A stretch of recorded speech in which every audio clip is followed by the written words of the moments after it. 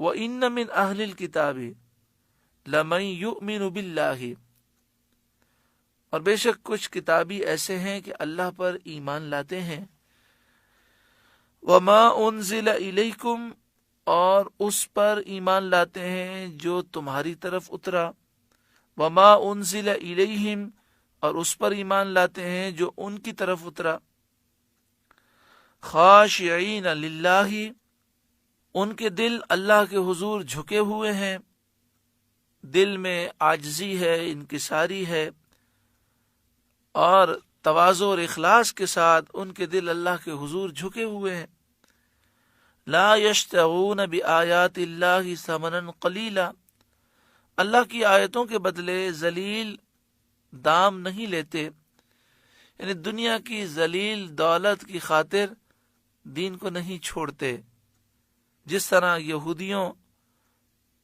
اور عیسائیوں کے علماء نے کیا، ان کے بڑوں نے کیا، رشوتیں لینے کی خاطر توریت اور انجیل میں تحریف کر دی۔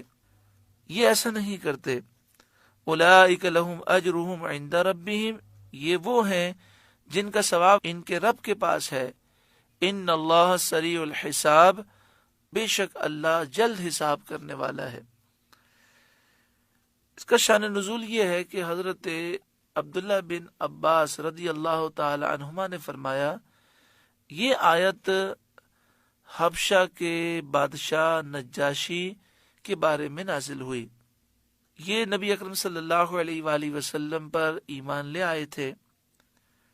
مدینہ منورہ کی طرف ہجرت کرنے سے پہلے چند مسلمان مکہ شریف سے حبشہ گئے، اور حبشہ میں اس بادشاہ نے انہیں پناہ دی۔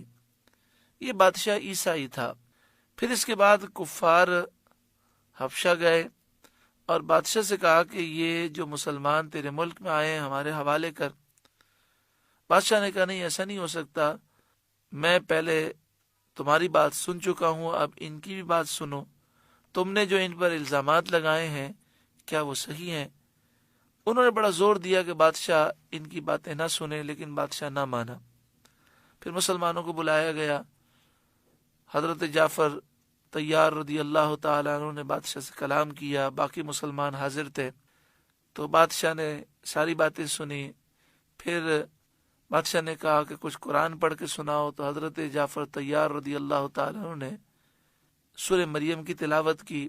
بادشاہ رونے لگا، بادشاہ ایمان لے آیا، بادشاہ کے دربار کے پادری اور بادشاہ کے مشیر وزراء ایمان لے آئے۔ پھر اللہ تعالیٰ نے اس بادشاہ کو یہ سعادت عطا فرمائی کہ بادشاہ نے اپنے ملک کے بڑے بڑے پادریوں کو، جو اس وقت دربار میں موجود نہیں تھے، ان کو حضرت جعفر طیار کے ساتھ نبی اکرم صلی اللہ علیہ وسلم کی خدمت میں بھیجا، اور وہ نبی اکرم صلی اللہ علیہ وسلم کی بارگاہ میں حاضر ہوئے۔ حضور صلی اللہ علیہ وسلم نے انہیں سورہ یاسین شریف سنائی، وہ سن کر ایمان لے آئے۔ بادشاہ نے دین اسلام کی خدمت کی۔ ام حبیبہ رضی اللہ تعالی عنہا حضرت ابو سفیان کی بیٹی ہیں، لیکن اس وقت ابو سفیان ایمان نہیں لائے تھے اور کافروں کے سردار تھے۔ حضرت ام حبیبہ نے اپنے شوہر کے ساتھ مکہ شریف سے حبشہ کی طرف ہجرت کی تھی۔ ان کے شوہر وہاں جا کر عیسائی بن گئے، مرتد ہو گئے، بعد میں ایمان نہ لائے اور اسی حالت میں مر گئے۔ تو حضرت ام حبیبہ بیوہ ہو گئیں۔ جب ان کی عدت پوری ہو گئی تو نبی اکرم صلی اللہ علیہ وآلہ وسلم نے انہیں نکاح کا پیغام دیا۔ ام حبیبہ حبشہ میں تھیں، ان کا کوئی مددگار بظاہر نہیں تھا، کیونکہ ان کا پورا خاندان وہ کافر تھا اور اسلام کا دشمن تھا۔ جب نبی اکرم صلی اللہ علیہ وآلہ وسلم کی طرف سے نکاح کا پیغام ملا تو آپ کو بڑی تسکین ہوئی۔ تو اللہ تعالیٰ نے نجاشی بادشاہ کو یہ شرف عطا کیا کہ نجاشی بادشاہ کو نبی اکرم صلی اللہ علیہ وسلم نے اپنا وکیل بنایا، اور نجاشی بادشاہ نے نکاح کا خطبہ پڑھا اور نکاح کیا، اور مہر مقرر کیا سب سے زیادہ۔ نبی اکرم صلی اللہ علیہ وآلہ وسلم کے ازواج مطہرات کا مہر 500 درہم چاندی تھا۔ 500 درہم کے معنی یہ ہیں کہ 1550 گرام چاندی۔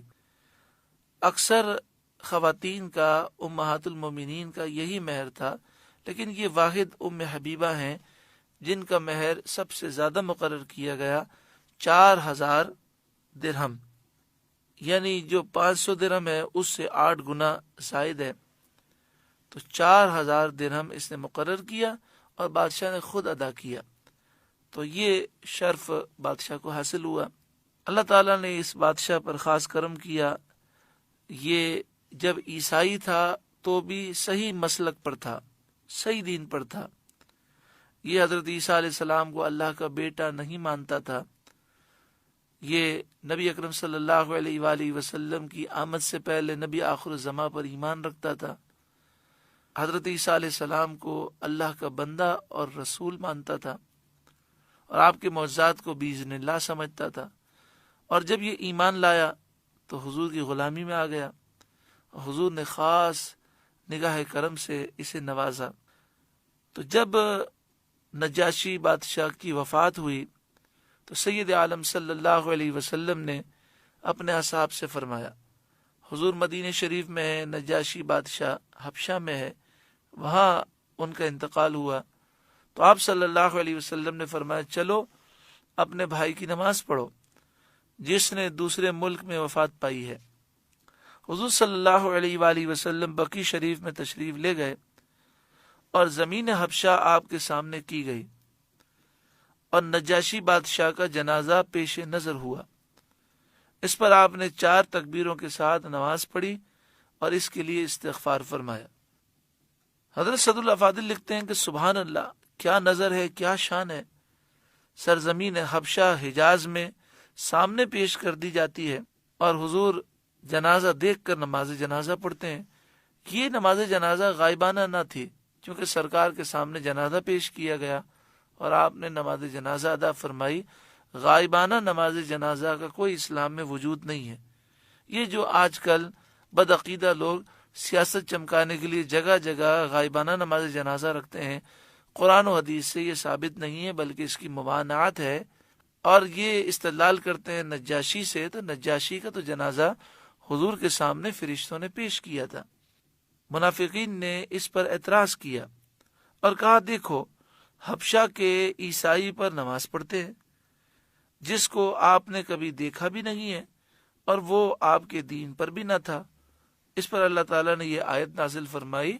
حضرت نجاشی عظیم شخصیت ہیں کہ جنہیں نبی اکرم صلی اللہ علیہ وآلہ وسلم نے اتنی کرم نوازی سے نوازا، اللہ تعالیٰ ان کے درجات بلند فرمائے اور ان کے صدقے میں ہماری بخشش و مغفرت فرمائے، رحمت اللہ تعالی علیہ ورضی اللہ تعالی عنہ۔ اولئک لہم اجرہم عند ربہم، یہ وہ ہیں جن کا ثواب ان کے رب کے پاس ہے۔ ان اللہ سریع الحساب، اور اللہ جلد حساب کرنے والا ہے۔ یا ایھا الذین آمنوا اصبروا وصابروا ورابطوا، اے ایمان والوں صبر کرو، صبر کرو، اپنے دین پر ثابت قدم رہو، اور کسی تکلیف شدت کی وجہ سے دین پر عمل کرنا نہ چھوڑو۔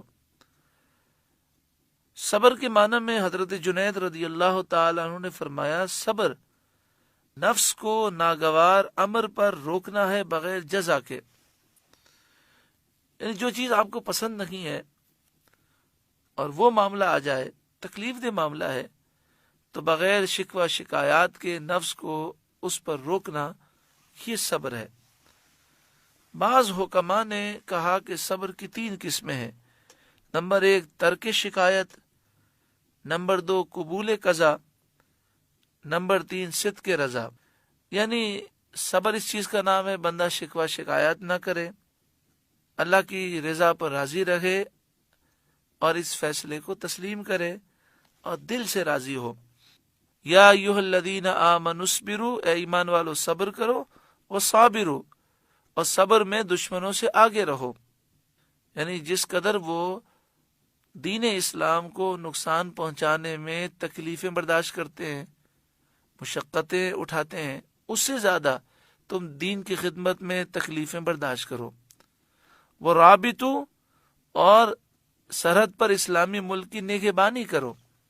بخاری شریف کتاب الجہاد والسیر باب الغدوتی والروحتی فی سبیل اللہ، نبی اکرم صلی اللہ علیہ وآلہ وسلم نے ارشاد فرمایا لغدوۃ فی سبیل اللہ او روحۃ خیر من الدنیا وما فیہا، اللہ کی راہ میں ایک صبح گزارنا یا ایک شام گزارنا دنیا اور جو کچھ دنیا میں ہے اس سے بہتر ہے۔ مسلم شریف حدیث نمبر 251، پیارے آقا صلی اللہ علیہ وسلم نے فرمایا کیا میں ایسے اعمال نہ بتاؤں جن کے وسیلے سے اللہ تعالی خطائیں مٹا دیتا ہے اور درجات کو بلند فرماتا ہے؟ صحابہ نے عرض کیا یا رسول اللہ کیوں نہیں، ضرور ہمیں ارشاد فرمائیے۔ فرمایا مشقت اور پریشانی کے باوجود وضو کو کامل اور مکمل کرنا، کثرت سے مسجد کی طرف جانا اور ایک نماز کے بعد دوسری نماز کا انتظار کرنا، یہی رباط ہے، یہی رباط ہے، یعنی یہ بھی سرحد کی حفاظت ہے۔ واتقوا اللہ، اور اللہ سے ڈرتے رہو، لعلکم تفلحون، اس امید پر کہ تم کامیاب ہو جاؤ۔ الحمدللہ سورہ آل عمران کا 20واں رکوع مکمل ہوا اور الحمدللہ سورہ آل عمران مکمل ہوئی۔ اللہ رب العالمین کا ہم شکر ادا کرتے ہیں۔ اللہ تعالیٰ اس سورت کے نور سے ہمارے قلوب کو روشن منور فرمائے۔